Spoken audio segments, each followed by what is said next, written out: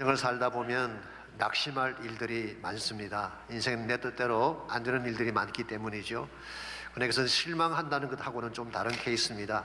실망한다고 하는 것은 기대했던 만큼 이루어지지 못했을 때에 느끼는 마음의 상태를 말하는 것입니다. 근데 지난 주간 세계 야구 대회가 있었죠. WBC라고 하는 결승이 열렸을 때 미국 팀이 일본 팀에 2대3으로 졌습니다. 그 바람에 준우승받기 못했습니다. 우승을 기대했는데 준우승에 거쳤을 경우 disappoint, 실망한다, 그렇게 표현하는 것입니다. 그러나 낙심한다고 하는 것은 아예 마음을 상실하는 것을 말합니다. 영어로 lose heart라고 표현을 합니다만은 이것은 마음줄을 놓고 다시 일어설 힘조차 갖지 못하는 케이스입니다. 그러므로 낙심이라고 하는 것은 일반적으로 나의 힘으로 감당할 수 없는 문제나 너무나 크고 벅찬 장벽 앞에 섰을 때 느끼는 마음의 상태를 의미합니다. 우리 인생에서 우리를 낙심시키는 요인들은 다양합니다. 어떤 경우는 사건이 우리를 낙심시킬 때가 있습니다. 근데 우크라이나에 일어난 전쟁이나 터키 지진 같은 경우 그 지역 사람들 입장에서는 큰 낙심을 할 수밖에 없는 케이스죠. 혹은 상황이 우리를 낙심시킬 때가 있습니다. 경제적인 위기나 사회적 폭동 같은 것이 어려운 이민의 삶을 사는 우리에게는 큰 낙심을 안겨줄 수가 있죠. 때로는 사람이 우리를 낙심시키는 경우도 있습니다. 도저히 내가 핸들할 수 없는 사람을 만나든지 혹은 나의 힘으로 극복하기 힘든 상처를 받았을 때 마음이 무너지고 낙담하게 되는 것입니다. 심지어는 자기 스스로 낙심해서 스스로 생을 포기하려는 경우도 있습니다. 어느 케이스건 낙심이라고 하는 것은 무서운 질병입니다. 왜냐하면 낙심은 절망을 낳고 절망은 결국 자신을 포기하게 만드는 것이기 때문에 생각보다 무서운 것입니다. 예린홍이라는 중국 분이 계시는데요, 그분이 쓴 책 중에 이런 이야기가 나옵니다. 낭망에 빠진 한 여자가 자살하려고 막 강으로 뛰어들려고 했습니다. 그때 곁에 있던 한 노인이 그녀를 말리면서 물었습니다. 아가씨 원래 몇 살이지? 20살이에요. 그래서 노인이 말합니다. 아가씨 난 곧 90이 될 나이야. 그런데도 이렇게 잘 살고 있잖아. 근데 아가씨는 그 나이에 무슨 고민이 그렇게 많아서 죽으려고 하는 것이냐고. 그랬더니 그 여자가 대답을 합니다. 남자친구에게 버림을 받았어요. 저희 더 이상 살고 싶지 않아요. 제가 얼마나 낙심했는지 할아버지는 이해하지 못할 거예요. 그러자 울고 있는 그녀를 달래면서 할아버지가 말을 했습니다. 내가 왜 모르겠어. 나도 아가씨 나이 때 사랑에 배신당하고 죽을 결심을 한 적이 있었지. 그땐 그 아픔이 영원히 넘어서지 못할 것이라고 생각을 했는데 그러나 지금 나를 봐. 무척 행복해 보이지 않아? 이제는 그때 나를 버렸던 그녀가 누군지 생각조차 나지 않아. 이 말 듣는 아가씨가 좀 위로가 됐는지 눈물을 닦으면서 물었습니다. 그럼 할아버지는 언제쯤 이 모든 것을 완전히 잊고 더 이상 아파하지 않게 되었나요? 그자 노인이 눈을 지그시 감고 추억에 잠긴 듯 말을 했습니다. 아마 작년 이맘때쯤이었을 거야. 노인의 말이 끝나기 무섭게 풍덩하고 그녀가 물속에 자신을 던졌다고 합니다. 결국 노인은 상처를 입는데 70년 걸렸다는 뜻 아니겠습니까? 그러니 그 젊은 아가씨가 어떻게 그 오랜 세월을 견디겠어요? 낙심한 나머지 자신을 강물 속에 던진 것입니다. 물론 좀 과장된 이야기처럼 들리긴 합니다만은 사람 때문에 무너진 마음 회복하는 것이 결코 쉽지 않다는 것입니다. 이와 같이 우리 모두에게는 여러 가지 형태의 낙심이 찾아올 때가 있습니다. 아마 여러분의 삶 가운데도 여러분의 마음을 추스리지 못하게 만드는, 일어서지 못하게 만드는 낙심할 일들이 분명히 있을 것입니다. 그럴지라도 우리는 이 낙심한 상태에 머무르서는 안 됩니다. 반드시 낙심을 딛고 일어서야 되는 것입니다. 낙심을 이기지 못하면 참된 의미에서 행복을 맛볼 수 없기 때문에. 그러므로 이 아침 물어야 될 질문이 이것입니다. 어떻게 하면 이 낙심이라고 하는 인생의 불청객을 깨뜨려버리고 참된 기쁨을 누리며 살아갈 수 있을까? 오늘 본문을 중심으로 이것을 함께 정리해 보려고 합니다. 오늘 같이 읽은 본문에 보시면 낙심한 이스라엘 백성들에게 새로운 희망과 용기를 안겨주었던 다윗의 모습이 기록이 되어 있습니다. 제가 지난주에는 골리앗이라는 그인 앞에 맞서는 다윗의 모습에 대해서 말씀을 드렸습니다마는 오늘 본문에서는 그가 싸우기 위해 준비하는 그 모습을 소개해 드리려고 합니다. 31절 말씀에 의하면은 사울이 다윗을 불렀죠. 다윗이 골리앗을 대항해 나서겠다는 말을 들었기 때문에 다윗을 부른 것입니다. 그때 32절을 보시면은 다윗이 사울에게 이렇게 말을 했습니다. 다윗이 사울에게 말하되 그로 말미암아 사람이 낙심하지 말 것이라. 주의 종이 가서 저 블레셋 사람과 싸우리이다.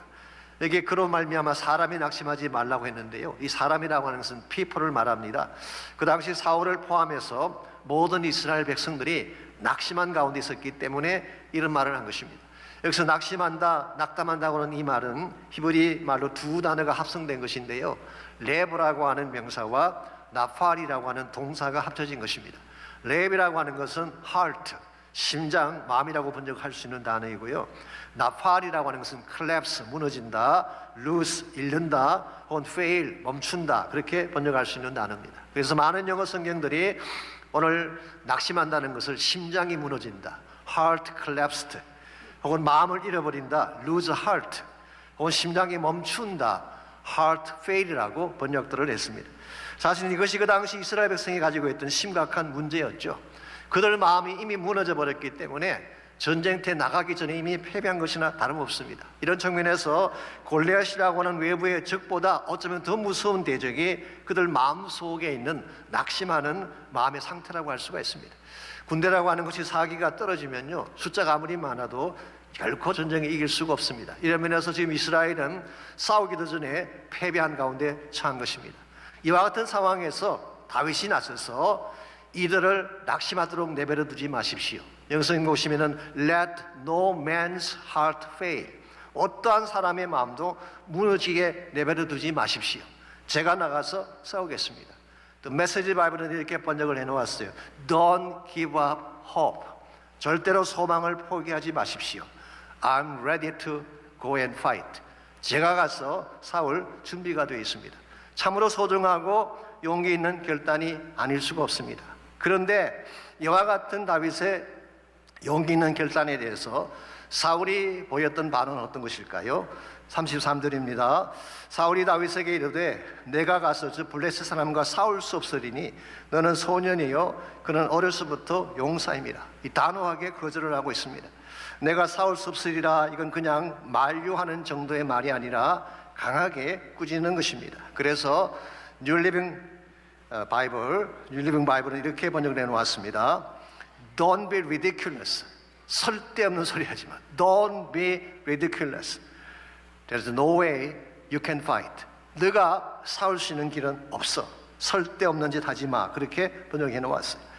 이와 같이 다윗은 자기 나름대로 용기를 가지고 사울에게 갔는데 사울은 다윗을 거절하고 있습니다. 그런데 거절한 이유가 좀 특이하죠. 너는 소년이기 때문이다. You're too young. 나이를 가지고 거절한 것을 볼 수가 있습니다. 이 대목을 읽어보면 좀 한국적이라는 생각이 들지 않습니까? 우리 한국 사람들은 항상 나이로 무엇을 결정하잖아요. 말씀하다가도 잘 안 되면 너 몇 살이야? 이게 우리 일반적으로 하는 그런 행동이죠. 나이로 누르려고 합니다. 요즘은 이 반대의 현상도 사실 일어나고 있습니다. 나이가 되면 오히려 무시를 당합니다. 일터에서 쫓겨나기도 하고 나이가 많다고 차별을 당하는 경우도 볼 수가 있습니다. 제가 언젠가 신문에서 김영식 교수님이 쓴 칼럼을 보았는데요, 이런 내용이 있었습니다. 아시도 그분 연세가 103세시잖아요. 한 번은 여론조사 기관에서 전화가 걸려왔는데 제일 첫 번째 질문이 나이가 몇이십니까? 였어요.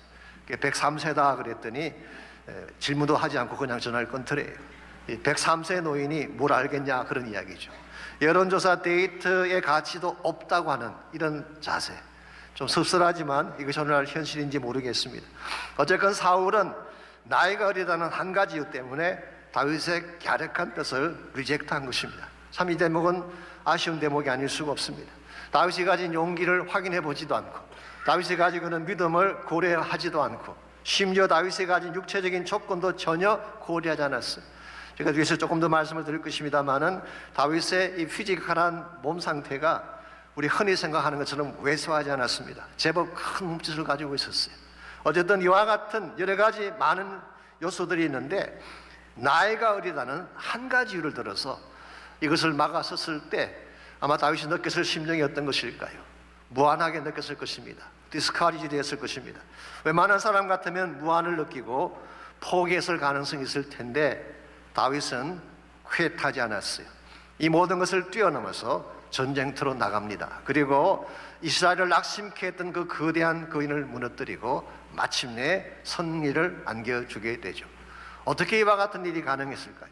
자신에게 주어진 악조건에도 불구하고 낙심하지 않았을 뿐만 아니라 낙심에 빠진 백성 전체를 일어나게 했던 비결이 과연 뭘까요?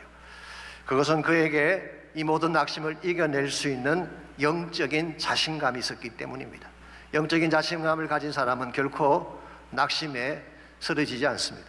여러분과 저에게도 영적인 자신감이 필요합니다. 아무리 나를 낙심하는 조건들이 많을지라도 영적으로 자신감을 가진 사람은 낙심을 딛고 일어서서 승리하게 되는 것입니다. 이런 면에서 우리가 무슨 일을 당하든지 낙심하지 않고 이 낙심을 끝장내고 오히려 승리를 향해 나가려면 과연 무엇이 필요할까요? 오늘 본문에 소개된 다윗의 케이스를 통해서 낙심을 이겨내는 몇 가지 비결에 대해서 함께 정리하려고 합니다. 첫 번째로 낙심을 끝장내고 승리하려면 문제에 대한 바른 형세 파악이 필요합니다. 지금 나를 낙심시키는 문제가 정확하게 어떤 것인가, 여기에 대한 파악을 먼저 해야지 그 낙심을 이겨낼 수가 있는 것입니다. 32절에서 다윗이 저 블레셋 사람과 싸우리이다 라고 했는데요, 저 블레셋 사람이 누구를 지칭하는 것일까요? 물론 골리앗을 말하는 것입니다. 근데 그냥 골리앗이 아니죠. 3m의 거구인 골리앗, 57kg의 갑옷을 입은 골리앗을 말하는 것입니다. 여러분, 이 골리앗을 멀리서 보게 되면 누구나 낭망할 수밖에 없습니다. 왜냐하니까 자신이 상대하기에는 너무나 벅찬 거인이었기 때문이죠. 그런데 좀 더 자세히 살펴보게 되면 이 골리앗이라는 대상은 결코 불가항력의 대적이 아닌 것을 발견할 수가 있습니다. 첫 번째로 몸이 컸다고 했는데요, 이건 사실 비정상적인 몸을 가졌다 그런 뜻입니다. 커도 어느 정도 커야지 신장이 3m 이상이 된다는 것은 의학적으로 호르몬 이상이 있다는 말입니다. 문제가 있는 거예요. 두 번째로 무슨 갑옷을 입었다 그랬는데요, 이건 역시 싸움에 전혀 도움이 되지 않습니다. 기동력이 확연히 떨어지기 때문이죠. 57kg이나 되는 철 갑옷을 입고 한번 걸어보십시오. 그러면 어떻겠을까요? 일본의 스모 선수처럼 뒤뚱거렸을 가능성이 많습니다. 다윗 입장에서 보자면은 몸집은 큰데 잘 움직이지 못해 뒤뚱거리는 골리앗의 모습, 이지타하게 자닐 수 없어요. 그가 몸집이 크고 그가 큰 갑옷을 입은 것은 베네핏이 아닙니다. 세 번째로 본문을 자세히 보시면은 골리앗의 시력에 문제가 있었음을 발견할 수 있습니다. Maybe double vision을 가졌을 가능성이 있습니다. 40절을 잠깐 보시게 되면 다윗이 손에 막대기를 들고 나갔다고 했는데요, 이 막대기는 양을 칠 때 가지고 다니던 그 막대기를 말합니다. 영어 성경은 He took his stick in his hand, 그의 손에 스틱을 들고 나갔다라고 했고, 이 스틱은 단수로 표현이 되어 있습니다. 근데 43절을 보시면은 골리앗이 다윗에게 이렇게 말을 하죠. 내가 나를 개로 여기고 막대기를 가지고 내게 왔느냐라고 할 때, 이 막대기는 원문을 보게 되면 단수가 아니라 복수로 되어 있어요. 그래서 You came at me with sticks, 복수로 되어 있습니다. 자, 다윗은 분명히 한 개의 막대기를 들고 섰는데 골리앗은 여러 개로 보고 있는 거예요. 이게 뭘 의미할까요? 더블 비전, 난시든지 시력에 문제가 있는 것입니다. 그래서 골리앗은 자꾸 가까이 오라 라고 외친 거예요. 멀리서는 잘 안 보이니까. 종합해 보면 이런 것입니다. 골리앗 별것 아니었어요. 모양만 컸지 실제로는 비정상적인 몸에 우둔한 동작에 앞도 제대로 보지 못하는 환자에 불과했어요. 이걸 알지 못한 채 멀리서만 보고 낙심한다고 하는 것은 참으로 안타까운 사실이 아닐 수가 없습니다. 오늘 전문가들과 낙심이라는 문제를 넘어서려면 먼저 나에게 주어진 문제의 실체를 정확하게 파악을 해야 됩니다. 그리고 이것이 무엇인지를 알고 난 후에 거기에 적절한 대처를 해야지 이 낙심을 이겨쓸 수가 있는 것입니다. 우리 영적 싸움에서 이길 수 있는 비결도 마찬가지입니다. 마귀 사탄이 우는 사자와 같이 삼키려고 달려든다고 했지 않습니까? 그런데 자세히 마귀를 보게 되면요, 실제로 마귀는 패배한 자입니다. 지금부터 2000년 전에 갈보리 언덕에서 패배를 했습니다. 예수님께서 십자가를 지시고 죽으시는 순간 마귀의 권세는 무력화되어지고 마귀가 가지고 있던 모든 권리가 무효화되어졌기 때문입니다. 여기서 사도 바울은 골로새서 2장 14절 15절에서 다음과 같이 기록을 하고 있습니다. 저게 현대인의 성경으로 여러분에게 소개해드리겠습니다. 좀 알기 쉽게 하기 위해서. 우리에게 불리한 율법의 채무정서를 십자가에 못 박아 없애버렸습니다. 그리고 그리스도께서는 사탄의 권세를 짓밟아 십자가로 승리하셔서 그것을 사람들에게 보여주셨습니다. 이 말씀에 의하면 십자가는 패배의 상징이 아니라 승리의 상징인 줄 믿습니다. 십자가로 말미암아 사탄의 권세가 무너졌기 때문에, 십자가 앞에 사탄이 가진 모든 능력이 무력화되어졌기 때문에, 뿐만 아니라 예수님께서 사흘 만에 부활하심으로 죽음의 권세 자체를 깨뜨리고 마셨어요. 이걸 셀레브레이트 하는 것이 부활절이에요. 사망 권세를 깨뜨리고 승리하신 예수님, 이것은 완벽한 빅토리를 이룩한 예수님에 대해서 우리가 찬양하고 영광을 돌리는 시간입니다.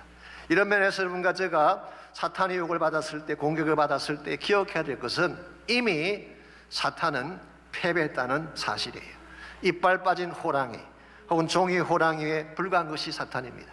그래서 야고보서 4장 7절은 이렇게 기록했죠. 마귀를 대적하라, 그리하면 너희를 피하리라 했어요. 마귀가 왔을 때 피하지 말고 도망치지 말라는 것입니다. 대적하면 우리 마귀가 떠나간다는 것입니다.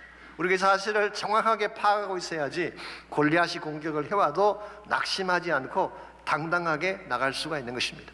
우리 성경 말씀에 의하면은 사탄은 이미 결박을 당했어. He was chained. 이미 결박을 당한 것입니다. 십자가의 능력으로 결박을 당했어요. 말씀의 능력으로 결박을 당했어요. 성령의 능력이 그를 결박한 것입니다. 그러므로 아무리 악한 자가 삼킬 듯이 달려들어와도 우리가 두려워하며 염려할 필요가 없습니다. 어떠한 불행한 사건이, 산더미 같은 위기가 나를 덮쳐와도 염려할 필요가 없는 것이 He was chained. 하나님이 결박시켜 놓으셨기 때문에. 그러므로 여러분과 제가 어떠한 문제 앞에 설지라도 그 문제의 실상을 바라보시기 바랍니다. 하나님이 이미 결박시켜 놓으셨고 이미 패배시켜 놓았던 마귀의 공격 앞에 우리가 도망칠 이유가 전혀 없는 것이죠. 그래서 우리가 문제 실상을 정확하게 알고 나면 자신감을 가질 수 있게 되고, 그때 우리는 승리를 향해 나갈 수가 있는 것입니다.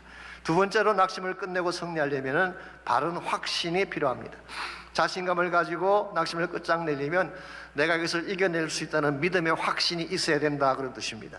34절 35절을 보시면은 다윗이 과거에 경험했던 승리에 대한 체험담이 소개가 되어 있습니다. 34절 35절입니다.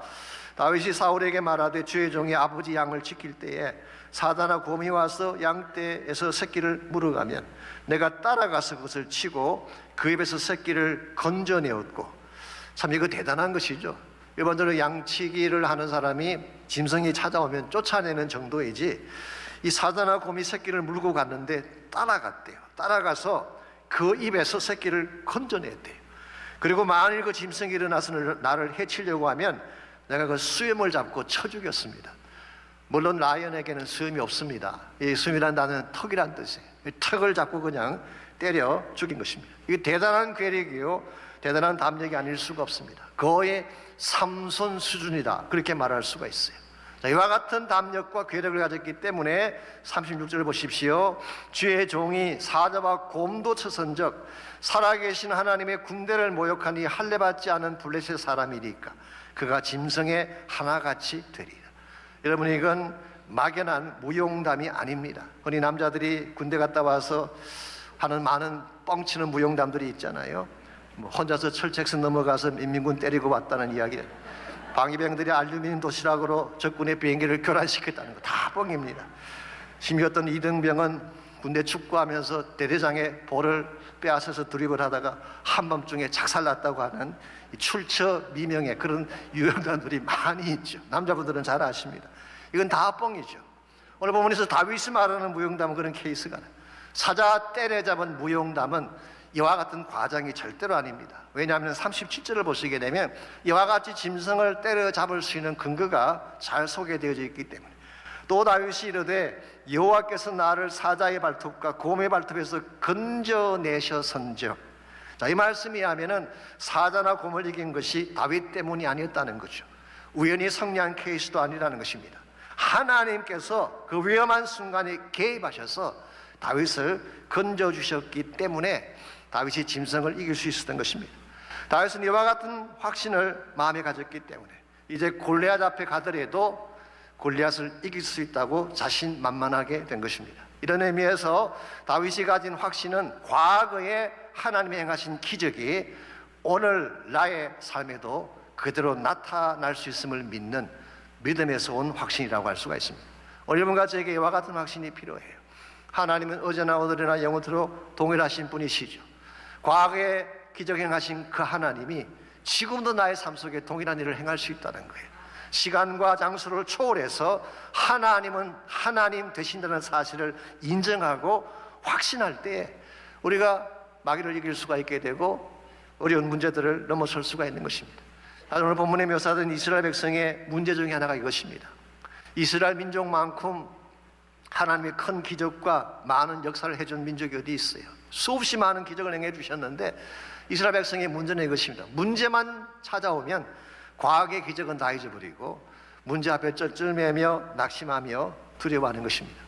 출애굽을 할 때 어떤 일이 벌어졌나요? 사실은 그 애굽의 군대는 그 당시 세계에서 가장 강한 군대였어요. 이집션 아미는요 제국의 군대입니다. 오늘 본문에 나오는 블레셋과는 비교도 안 되는 그런 막강한 군대.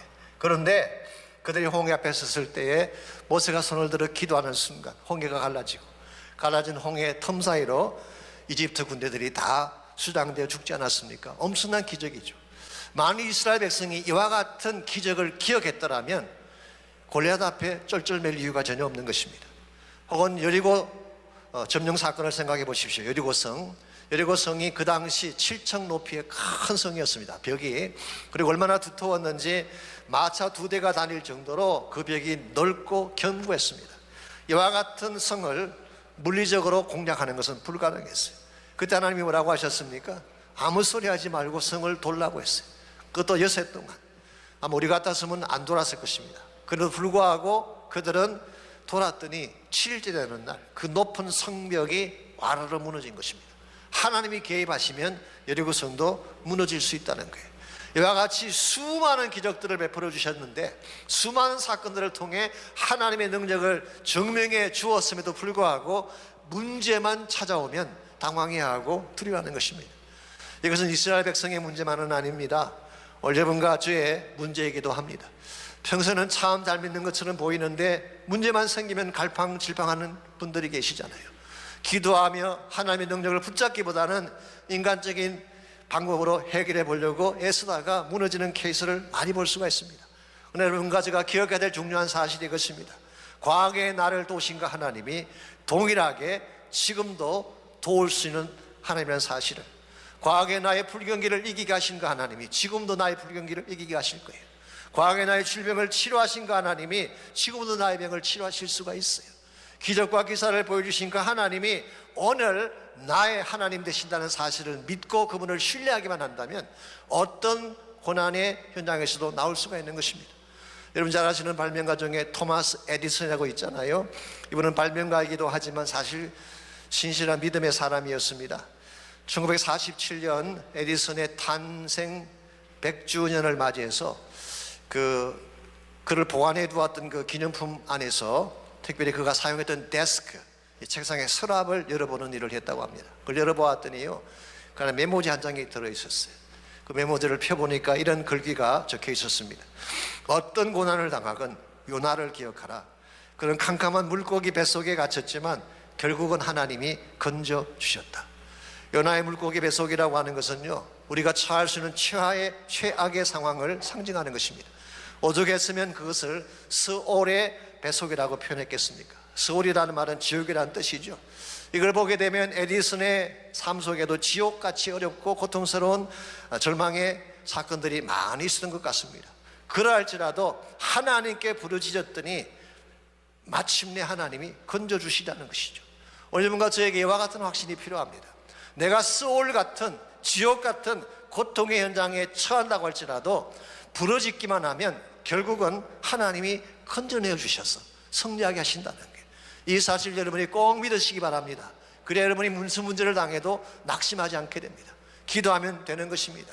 하나님 붙잡으면 되는 것입니다. 그러므로 우리를 낙심하기 위한 문제들이 찾아왔을 때에 1차적으로는 그 문제가 어떤 것인가를 먼저 파악을 하셔야 돼요.